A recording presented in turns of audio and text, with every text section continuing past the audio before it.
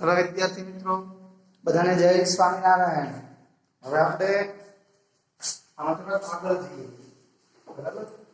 તો આપણે એકલો અવરોધ ધરાવતા પરિપથ માટે લાગુ પડેલું વોલ્ટેજ અને પ્રવાહના ફેઝર વિશે આપણે માહિતી મેળવી। હવે એવી રીતે પરિપથમાં માત્ર ઇન્ડક્ટર ધરાવતો પરિપથ હોય, પરિપથમાં માત્ર એસી ઉત્પન્ન સાથે ઇન્ડક્ટર જોડેલો હોય તો એ ઇન્ડક્ટરમાંથી વહેતા વિદ્યુત પ્રવાહનું પહેલા સૂત્ર મેળવવાનું, પછી વોલ્ટેજ અને પ્રવાહના ફેઝરની સમજૂતી આપે। તો જો આ પ્રશ્ન આપણે માત્ર ઇન્ડક્ટર ધરાવતા પરિપથ માટે માત્ર ઇન્ડક્ટર ધરાવતા એસી પરિપથ માટે પ્રવાહનું સૂત્ર બરાબર, પછી એના પછી વોલ્ટેજ અને પ્રવાહના ફેઝરની સમજૂતી। તો જો આપણે આકૃતિમાં માત્ર ઇન્ડક્ટર ધરાવતો હોય એસી ઉત્પન્ન સાથે જોડેલો હોય એવો પરિપથ આપણે ધ્યાનમાં લઈએ। તો જો આ એસી ઉત્પન્ન લાગુ પડેલો વોલ્ટેજ આ ઇન્ડક્ટર, આપણે આગળ ઇન્ડક્ટરનો પરિપથ સંકેતને ભણી ગયા છે બરાબર। આ ઇન્ડક્ટરમાંથી કોઈ t સમયે વહેતો પ્રવાહ, કોઈ t સમયે વહેતો પ્રવાહ, આ એસી ઉત્પન્ન માટેનો સંકેત લાગુ પડેલો વોલ્ટેજ છે V બરાબર Vm sin ઓમેગા t બરાબર। એની જગ્યાએ V લખી દે। ચલો તો આપણે આકૃતિમાં જેનો અવરોધ અવગણ્ય તેટલો નાનો હોય તેવું L જેટલું ઇન્ડક્ટન્સ ધરાવતા ઇન્ડક્ટરને V બરાબર Vm sin ઓમેગા t ધરાવતા ઉત્પન્ન ધરાવતા એસી વોલ્ટેજ સાથે જોડેલ છે। હવે આવા પરિપથને શુદ્ધ ઇન્ડક્ટિવ પરિપથ કહેવાય। કેમ? કે ઇન્ડક્ટરનો અવરોધ ખૂબ જ ઓછો છે, અવગણી શકાય તેવો નાનો, એટલે આવા પરિપથને શું કહીશું? શુદ્ધ ઇન્ડક્ટિવ પરિપથ। હવે આવા પરિપથમાં લાગુ V બરાબર Vm sin ઓમેગા t જેટલો આપણે વોલ્ટેજ લાગુ પાડીએ, V બરાબર Vm sin ઓમેગા t, ત્યારે ઇન્ડક્ટરમાંથી વહેતો વિદ્યુત પ્રવાહ, ઇન્ડક્ટરમાંથી વહેતો વિદ્યુત પ્રવાહનું આપણે સૂત્ર મેળવવું છે બરાબર। તો આ બંધ ગાળા માટે કિર્ચોફનો બીજો નિયમનો આપણે ઉપયોગ કરીએ। બીજો નિયમ લગાડીએ। હવે અહીંયા કિર્ચોફનો બીજો નિયમ ના કેવો તો બંધ ગાળાનો નિયમ કહેવાય। શું કહેવાય? બંધ ગાળાના નિયમ પ્રમાણે લાગુ પડેલો વોલ્ટેજ કેટલો છે? V બરાબર। હવે અહીંયા આગળ આ ઇન્ડક્ટર છે, ઇન્ડક્ટરનો સ્થિતિમાન આ બંધ ગાળા માટે તો is equal to minus Vl, આ ઇન્ડક્ટરનો સ્થિતિમાન ઇઝ ઇક્વલ ટુ 0। તો આના આપણે લખી શકીએ બરાબર। V બરાબર શું લખાશે? Vm sin omega t, V બરાબર Vm sin ઓમેગા t। આપણે જાણીએ છીએ આગળ ભણી ગયા ઇન્ડક્ટરના બે છેડા વચ્ચે પ્રેરિત થતો વોલ્ટેજ બરાબર E is equal to minus L di/dt આપણે ભણી ગયા। જ્યાં di/dt એ પ્રવાહના ફેરફારનો દર છે, પ્રવાહના ફેરફારનો દર આ ઇન્ડક્ટર માટે આપણે લખી શકીએ માઈનસ L આ di/dt ઇઝ ઇક્વલ ટુ 0, અને આપણે આમ લખી શકીએ L di/dt is equal to Vm sin omega t। આના પરથી આ di/dt is equal to Vm/L into sin omega t આવો આપણને સૂત્ર મળ્યું। આ સમીકરણ di/dt છે એ સમીકરણ આપણે ઇન્ડક્ટરમાં પ્રવાહના ફેરફારનો દર દર્શાવે છે, ઇન્ડક્ટરમાં પ્રવાહના ફેરફારનો દર દર્શાવે છે। હવે આમાંથી આપણે di ને સૂત્ર કરતા બનાવીએ તો di બરાબર Vm/L into sin omega t into dt, આને કે સમીકરણ નંબર 1, સમીકરણ નંબર 1। તો ઇન્ડક્ટરમાં dt જેટલા સમયમાં ઇન્ડક્ટરમાંથી વહેતો પ્રવાહ દર્શાવે છે, ઇન્ડક્ટરમાંથી વહેતો પ્રવાહ દર્શાવે છે, અને L એ આત્મપ્રેરકત્વ છે, ઇન્ડક્ટરનું આત્મપ્રેરકત્વ, ઇન્ડક્ટરનું આત્મપ્રેરકત્વ L દર્શાવે છે બરાબર। હવે dt સમયમાં ઇન્ડક્ટરમાંથી વહેતો પ્રવાહ છે એ di છે। હવે અહીંયા આગળ આ સમીકરણમાં બરાબર dt સમયે t સમયે ઇન્ડક્ટરમાંથી વહેતો પ્રવાહ દર્શાવે છે બરાબર I2, t સમયે ઇન્ડક્ટરમાંથી વહેતો વિદ્યુત પ્રવાહ આપણને દર્શાવે છે. અહીંયા આગળ વિદ્યુત પ્રવાહની કળા વિદ્યુત પ્રવાહની આ સમીકરણ છે di/dt di/dt એ સાઇન વિધેય અનુસાર સતત બદલાતી જતી હોય એવી રાશિ છે અને di/dt એ આ વોલ્ટેજ પ્રવાહ છે એનો ઢાળ દર્શાવે છે. શું ઢાળ? યાદ રાખજો di/dt સાઇન વિધેય અનુસાર બદલાતી જતી એક રાશિ છે. આ બીજું જેની કળા આની કળા સ્ત્રોત વોલ્ટેજ લાગુ પડેલો જે વોલ્ટેજ છે એની કળાને સમાન થાય, એની કળાને સમાન હોય. બરાબર? હવે અહીંયા આગળ Vm/L Vm/L એ આ જે પ્રવાહ છે એ પ્રવાહનું મહત્તમ મૂલ્ય છે, એટલે કે કંપ વિસ્તાર છે. કંપ વિસ્તાર અથવા તો મહત્તમ મૂલ્ય આ Vm/L આપણને દર્શાવે છે. હવે સમીકરણ 1 નું સંકલન કરીએ, સમીકરણ 1 નું સંકલન કરીને આપણે ઇન્ડક્ટરમાંથી વહેતો કુલ પ્રવાહ આપણે મેળવી શકાય. સમીકરણ 1 નું સંકલન કરી આપણે કુલ પ્રવાહ પણ આપણે મેળવી શકીએ. તો ચલો જો સમીકરણ 1 નું સંકલન લઈએ. સમીકરણ 1 નું સંકલન લઈ અથવા સંકલન કરી ઇન્ડક્ટરમાંથી વહેતો પ્રવાહ આપણે મેળવી શકાય. બરાબર? તો ચલો કઈ સંકલન ડાબી બાજુ જમણી બાજુને પ્રમાણે તો integration di is equal to આમાં Vm/L તો અચળ એટલે સંકલનની બહાર લખાય Vm/L integration sin ωt into dt આવો આપણને સૂત્ર મળે. હવે આનું સંકલન થશે I માટે ડાબી બાજુનું સંકલન છે શું થશે I. હવે અહીંયા થશે Vm/L હવે sin ωt છે એનું minus cos ωt upon omega minus cos ωt upon omega આવું થશે. અને પ્લસ સંકલનનો અચળાંક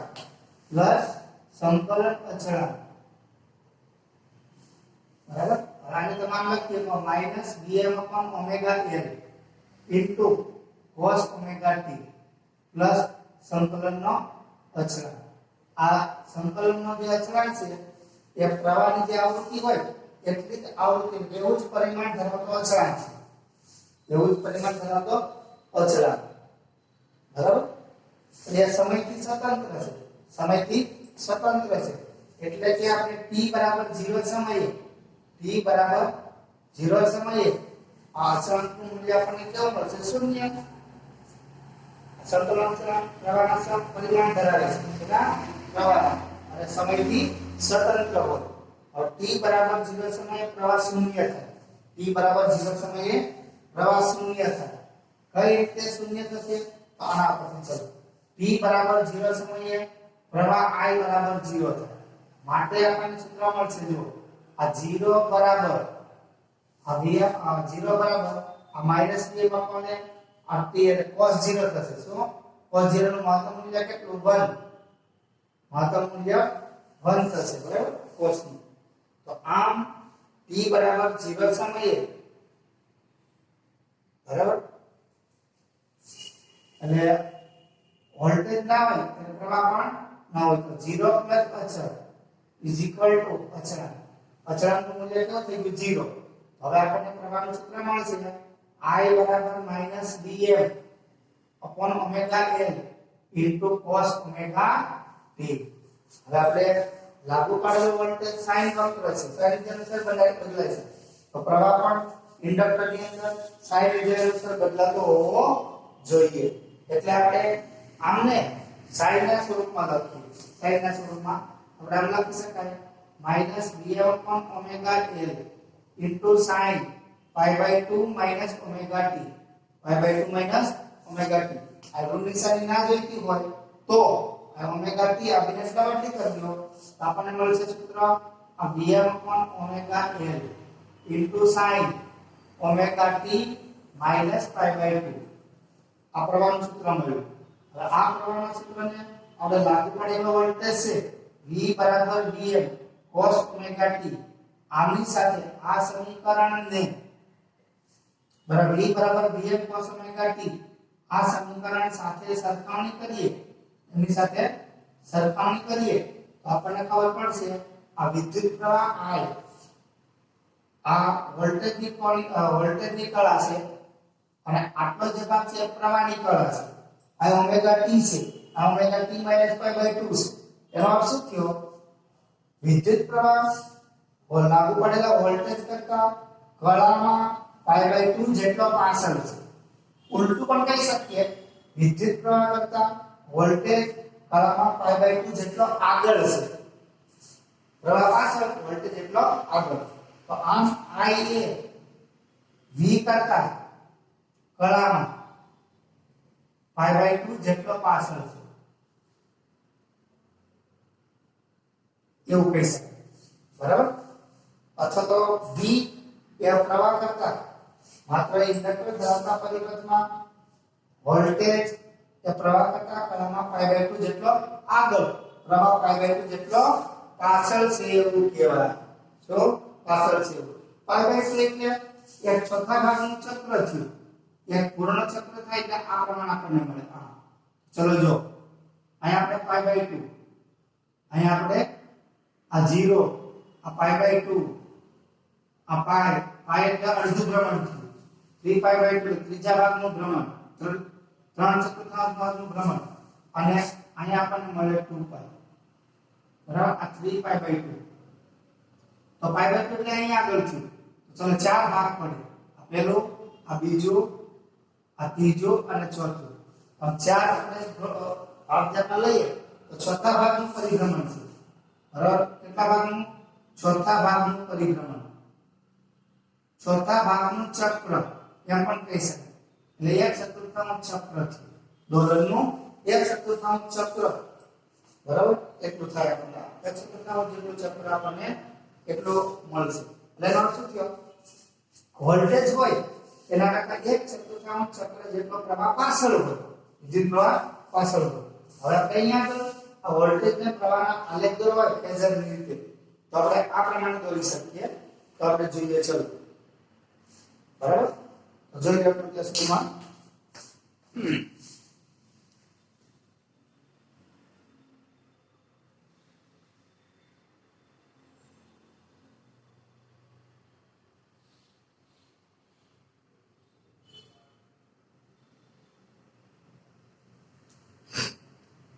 હવે આપણે આલેખ દોરવા હોય તો વોલ્ટેજ અને પ્રવાહનો આલેખ પણ આપણે દોરી શકીએ બરાબર તો એ આપણે જોઈએ ચલો તો ધારો કે કોઈ t1 સમયે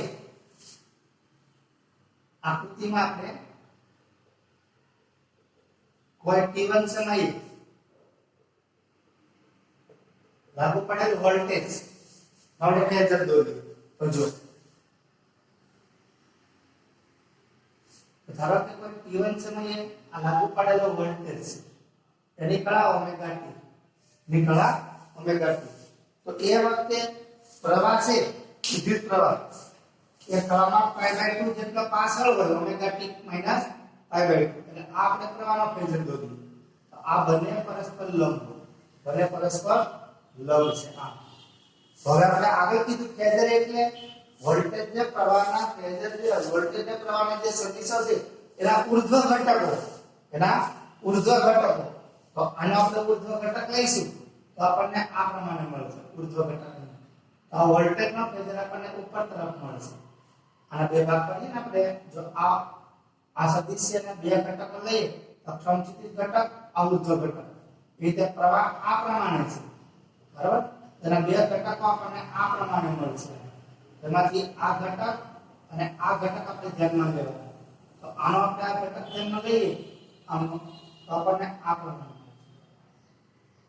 આ પ્રવાહ તો આ આપણને મળે આ Vm sin omega t Vm sin omega t અને આ આપણને આપશે Im sin omega t Im sin omega t તો પ્રવાહ અને વોલ્ટેજના ફેઝર આપણે લખીએ હવે જો વોલ્ટેજ ને પ્રવાહ બંને ઓમેગા t જેટલી કોણીય આવૃત્તિથી વિષમઘડી દિશામાં ભ્રમણ કરતા હોય આ બંને ફેઝરો ઓમેગા t જેટલી કોણીય ઝડપથી ઓમેગા t જેટલી કોણીય ઝડપથી એટલે વિષમ કઈ દિશામાં ભ્રમણ કરતા હોય ત્યારે એસી વોલ્ટેજ ને એસી પ્રવાહ અને આ પ્રમાણે મળશે.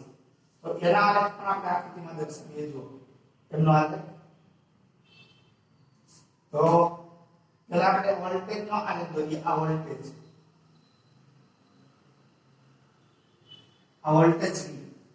બરાબર. તો એ વખતે આ વોલ્ટેજ આપણને અહીંયા આગળ મળશે આટલું. બરાબર. હવે એ જ રીતે પ્રવાહ માટે તો પ્રવાહ અહીંથી સ્ટાર્ટ થશે.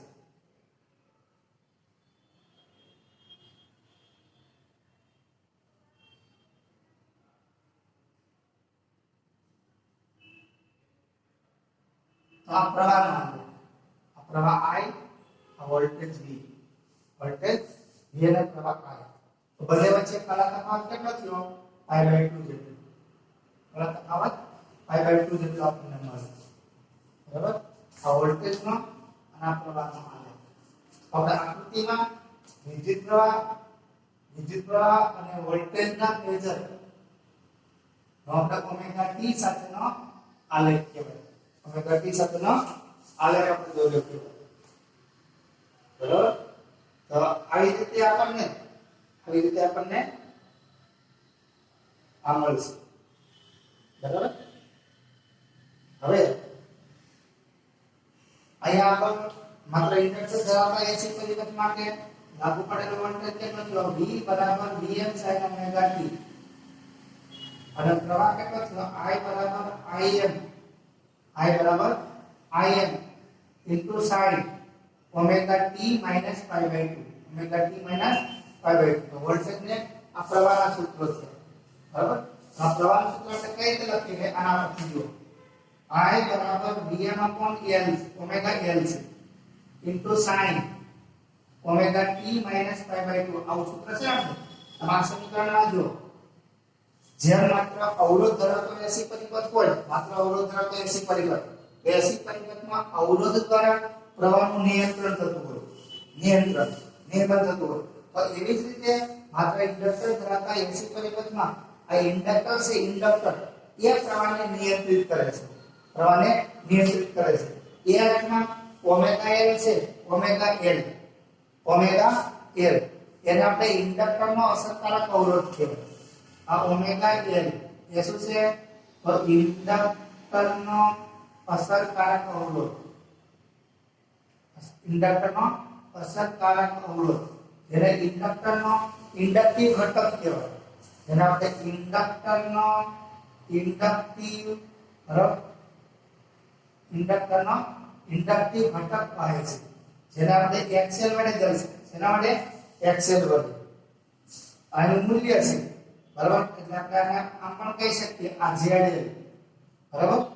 તો XL વડે દર્શાવો તો આમ આપણને મળશે આ ઇન્ડક્ટરનો અસરકારક અવરોધનું મૂલ્ય XL બરાબર ઓમેગા L. બરાબર. હવે આના ઉપરથી હવે આપણે આ સૂત્ર આમ લખીએ કે I બરાબર Vm upon XL into sin omega t minus pi/2. હવે Vm upon R ઓહમના નિયમ પ્રમાણે એ તો પ્રવાહ કહેવાય. તો આ વોલ્ટેજનું મહત્તમ મૂલ્ય છે એટલે પ્રવાહનું મહત્તમ મૂલ્ય મળ્યું ઓમેગા t minus pi/2. તો આવી રીતે માત્ર ઇન્ડક્ટર ધરાવતા પરિપથ માટે આપણને આવું પ્રવાહનું સૂત્ર મળતું હોય છે. બરાબર. અને આપણે આકૃતિમાં વોલ્ટેજ અને પ્રવાહ ના ફેઝરો પણ આપણે આકૃતિમાં દર્શાવેલા છે. વોલ્ટેજ કરતા વિદ્યુત પ્રવાહ કળામાં pi/2 જેટલો પાછળ છે. તો આ થઈ ગયું આપણે માત્ર ઇન્ડક્ટર ધરાવતા પરિપથ માટે પ્રવાહનું સૂત્ર કેવી રીતે મળે એ, પછી વોલ્ટેજ અને પ્રવાહના ફેઝરો અને એની વચ્ચેનો સંબંધ. બરાબર. તો અહીં સુધી આપણે રાખીએ. બોલો જય સ્વામિનારાયણ.